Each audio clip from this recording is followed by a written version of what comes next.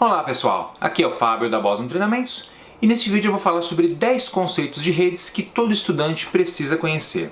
Em um vídeo passado eu falei sobre conceitos de internet que os estudantes da área de tecnologia precisam conhecer porque são muito importantes.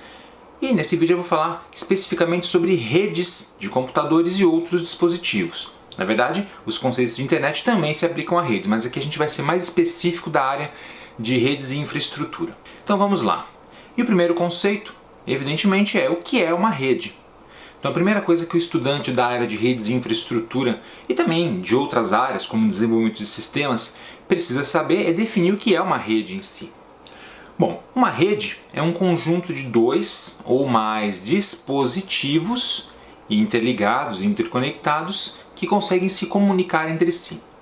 Veja que nessa definição a gente fala em dispositivos e não em computadores, porque uma rede ela pode ser, na verdade, a reunião de vários tipos diferentes de dispositivos.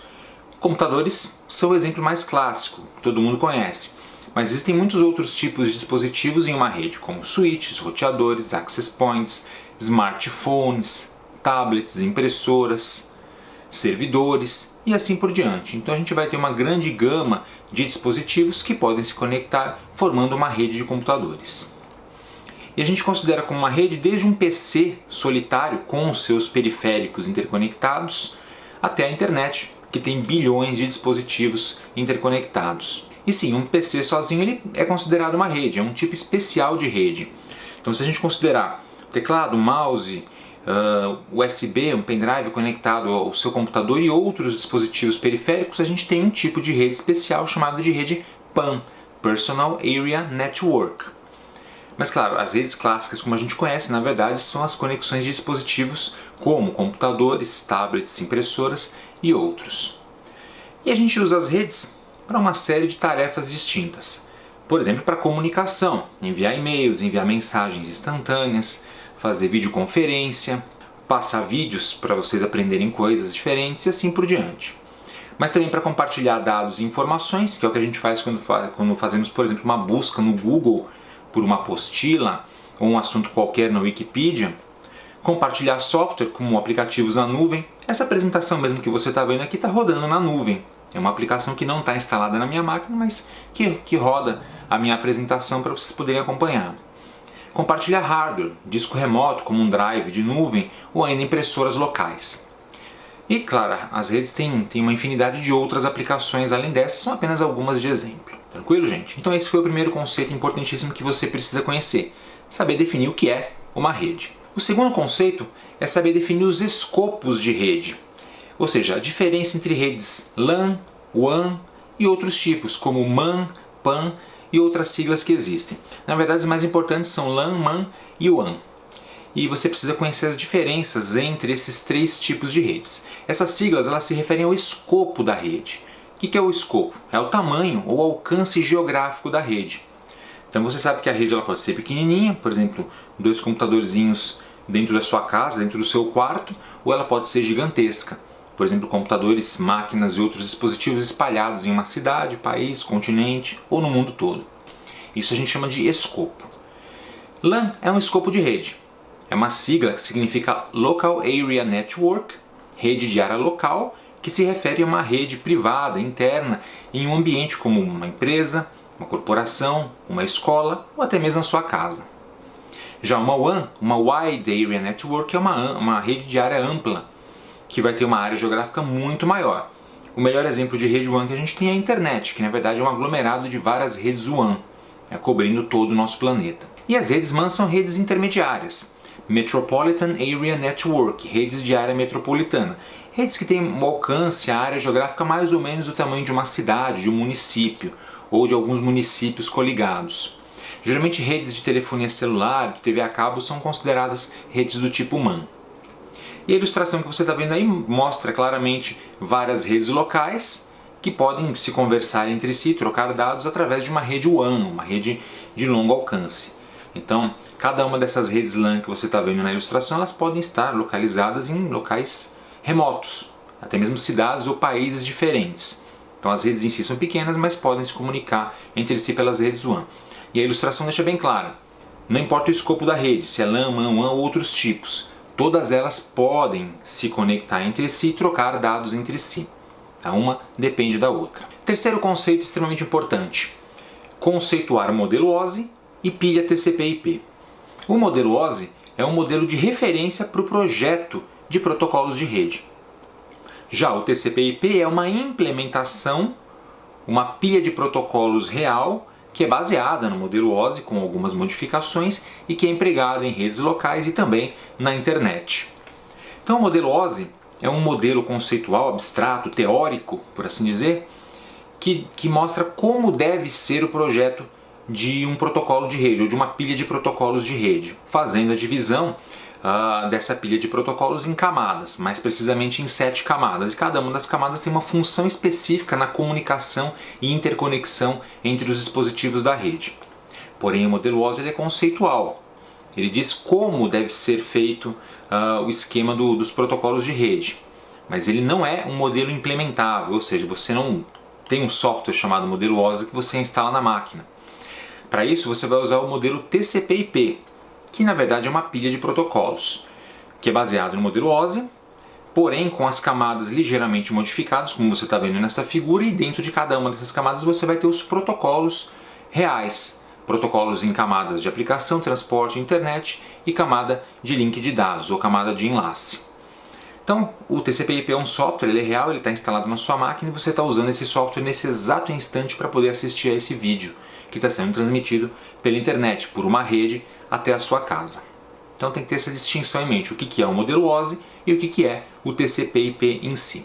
E já que falamos tanto em protocolos de rede, um outro conceito extremamente importante, crucial e fundamental na verdade, é o conceito de protocolos de rede.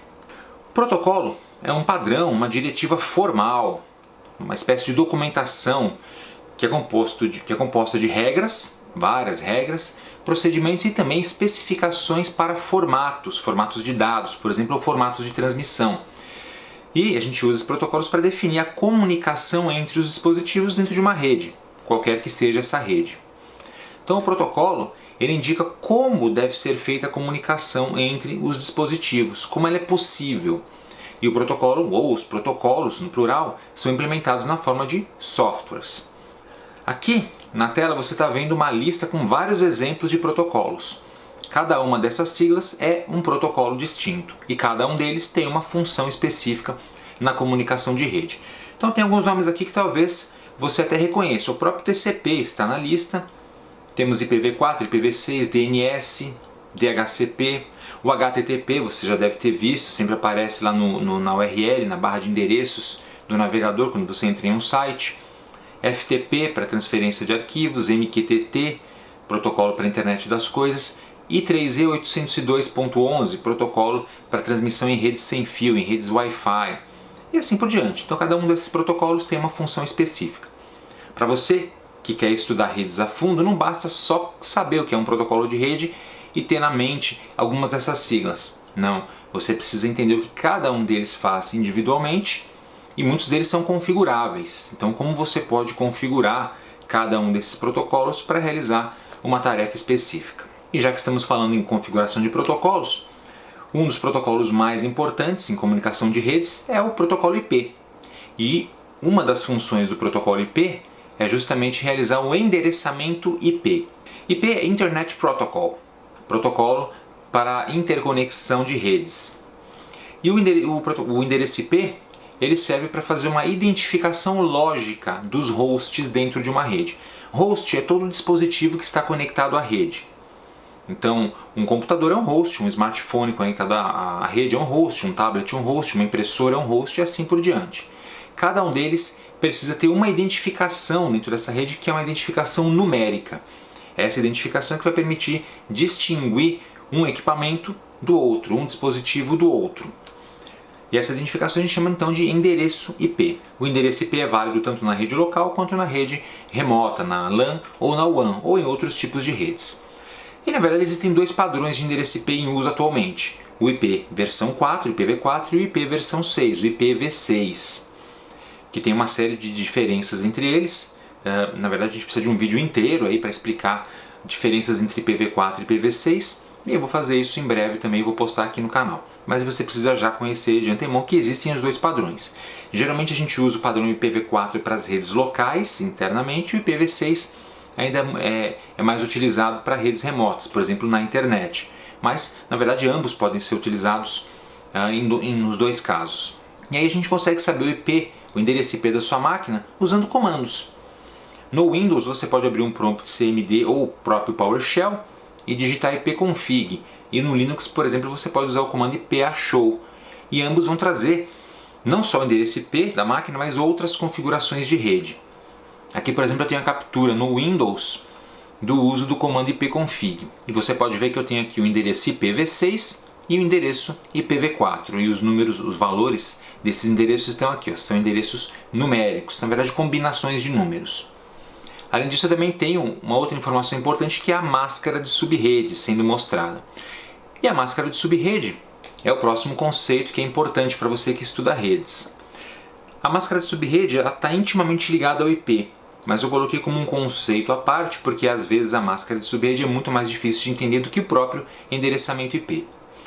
A máscara de subredes é uma máscara de bits, ou seja, um conjunto de bits que a gente aplica sobre o endereço IP. Realizamos um cálculo utilizando essa máscara e o endereço IP, e esse cálculo resulta no endereço de rede, ou seja, em qual rede um host reside, onde ele está localizado. E é assim que a gente consegue enviar um pacote para uma máquina qualquer, para um dispositivo de rede, se comunicar com esse dispositivo, e a comunicação, o pacote consegue chegar até esse dispositivo, mesmo que você tenha milhares de computadores na rede. A informação vai direitinho para a máquina que você quer. E a máscara de subrede é uma configuração fundamental de rede, inclusive ela é regida por uma RFC própria, a RFC 1878. Você não sabe o que é RFC? Daqui a pouquinho eu vou falar o que é RFC. A máscara de subrede ela pode ser usada de várias maneiras, por exemplo, com classes de endereçamento IP, no qual a gente pega o espaço de endereços IP disponíveis e dividimos em classes A, B, C e também as classes D e E, mas as classes de endereçamento são, na verdade, A, B e C. E para cada uma dessas classes a gente tem um endereço específico de máscara de subrede, que é sempre usado.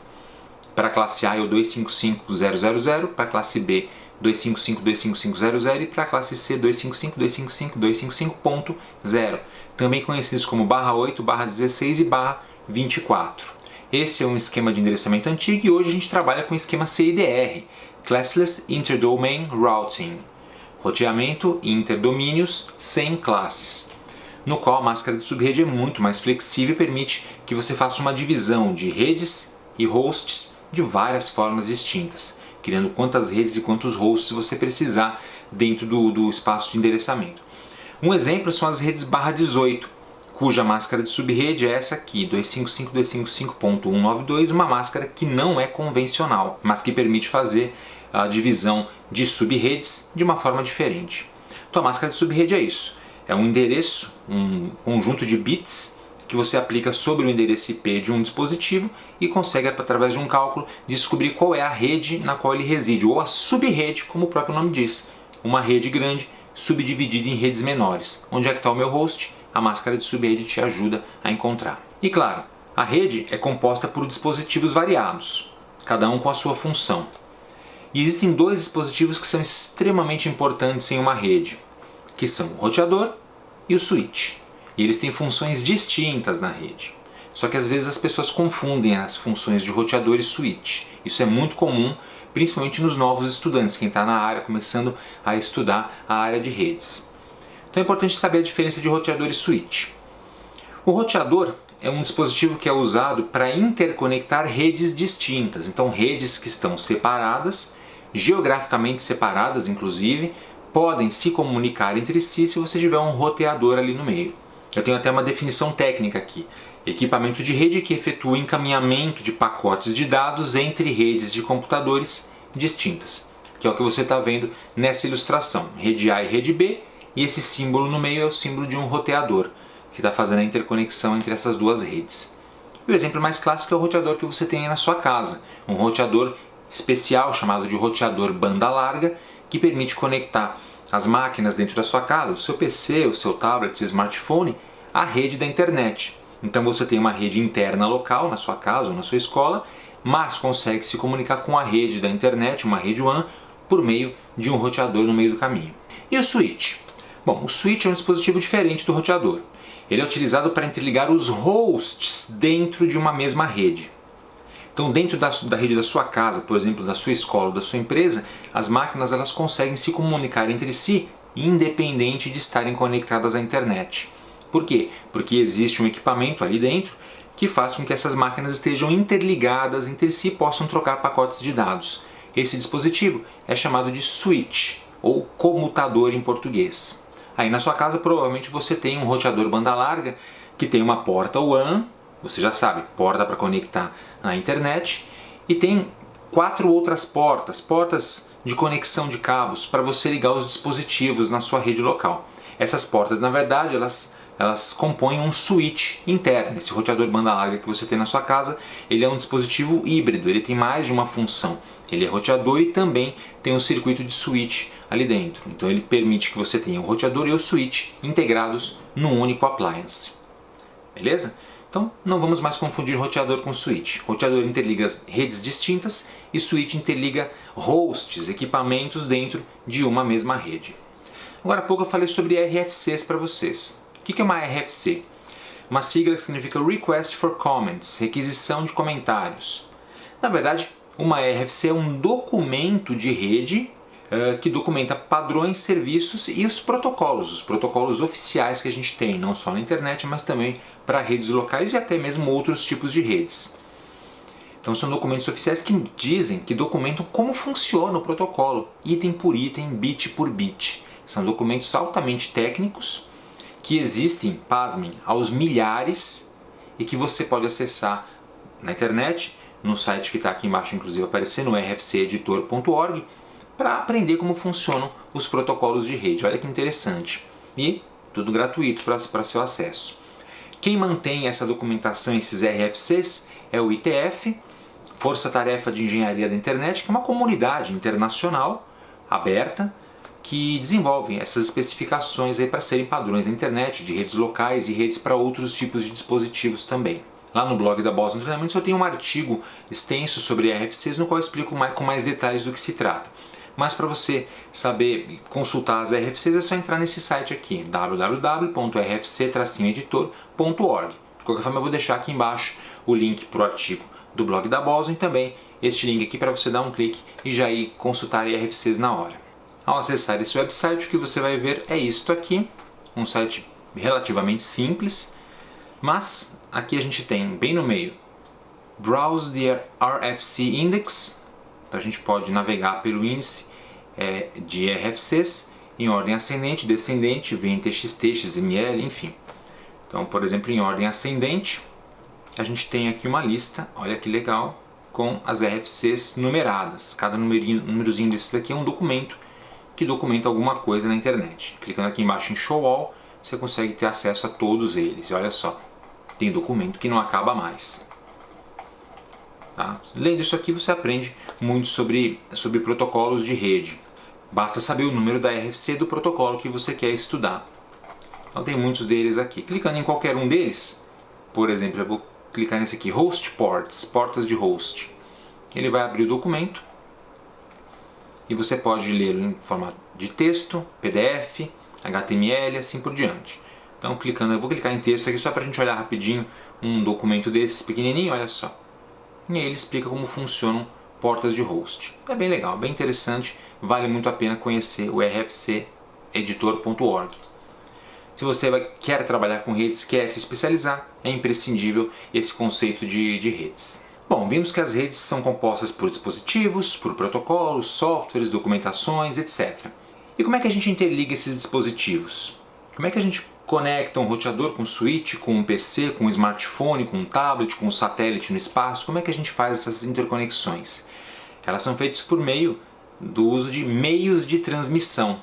Então o que é um meio de transmissão? É um meio físico do mundo real, aqui do nosso mundo, que suporta a propagação de sinais para as telecomunicações, ou seja, para a comunicação entre dispositivos de forma remota. E existem vários tipos de meios de transmissão. Os mais comuns: cabos metálicos de par trançado UTP ou STP, cabos blindados ou não blindados, O famoso cabo de rede, aquele cabo geralmente azul ou amarelo que você tem aí conectado atrás do seu computador. Então esse é um meio de transmissão. Cabos coaxiais, que são usados, por exemplo, para trazer a internet até a sua casa e que também podem ser utilizados em outros tipos de redes. Conexões wireless por meio de ondas eletromagnéticas. Veja, wireless significa sem fio, mas não significa sem meio de transmissão. O meio de transmissão continua existindo e ele é físico. São as ondas eletromagnéticas que carregam os sinais de um dispositivo até outro. Então, ondas eletromagnéticas do tipo radiofrequência podem ser usadas, micro-ondas, uma rede sem fio padrão, como essas que a gente tem no smartphone, são redes de micro-ondas. Links de infravermelho para transmissão de dados também já foram muito usados. Enfim, são meios de transmissão também. E as fibras ópticas, que também trabalham com ondas eletromagnéticas. A luz, no caso, é transmitida pelas fibras ópticas, só que aí você tem o fio, o cabo de fibras ópticas físico que você também consegue manipular. Então é uma combinação do cabo físico com o sinal de luz que passa dentro dele, carregando a informação que você quer transmitir de um ponto a outro. Meios de transmissão são um assunto fascinante, muito legal e que talvez valha a pena criar uma série de vídeos falando a respeito disso.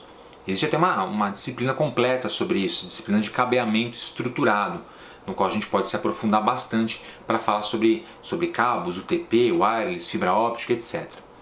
Vou pedir um favor para vocês. Se vocês acham que é interessante a gente ter, talvez mais para frente, vídeos sobre cabeamento estruturado aqui no canal, deixa um comentário aqui embaixo, por favor. Diga aí o que você acha dessa ideia.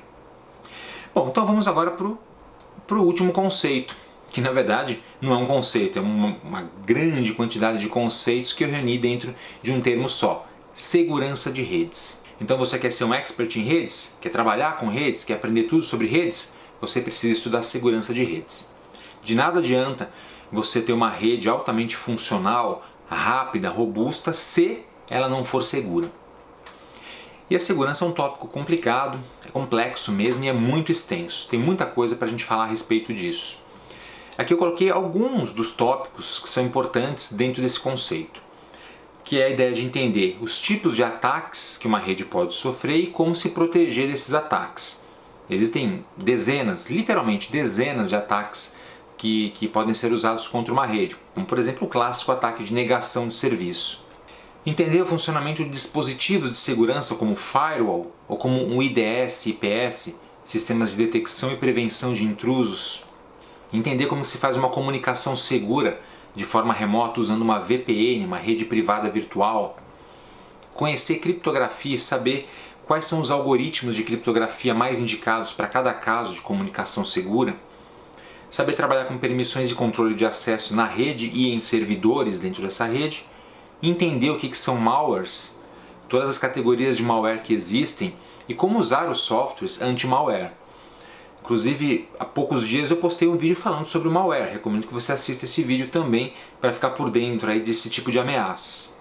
E finalmente, saber utilizar ferramentas para a área de segurança de redes, como sniffers de rede, ferramentas que capturam e analisam pacotes trocados numa rede, ferramentas para teste de penetração, para verificar se a sua rede é segura ou não, ou se ela tem falhas de segurança, scanners para vulnerabilidades, verificar se existem pontos falhos na sua rede, entre outras coisas. Então, estudar segurança de redes é o conceito número 10, que é extremamente extenso e incrivelmente importante. Tá? E por si só isso aqui é um tópico que pode se transformar numa profissão, inclusive. É possível trabalhar especificamente só com segurança de redes, se você se aprofundar o suficiente nesse assunto. Beleza, gente? Então é isso aí. Nesse vídeo eu apresentei 10 conceitos da área de redes que eu julgo que são muito importantes para quem está começando a estudar na área e para quem já está na área, mas quer se aprofundar cada vez mais. Recomendo que você estude com carinho, pesquise cada um desses conceitos. Espero que você tenha gostado. Aproveite para se inscrever aqui no canal da Boston Treinamento, se você não for inscrito ainda. Se já for inscrito, clique no sininho aqui embaixo para ativar as notificações e ser avisado quando a gente tiver conteúdo novo postado aqui no canal. E não deixe de acessar o nosso website www.bostontreinamentos.com.br, além de nos seguir nas redes sociais que estão aparecendo aqui em cima. Obrigado e até a próxima!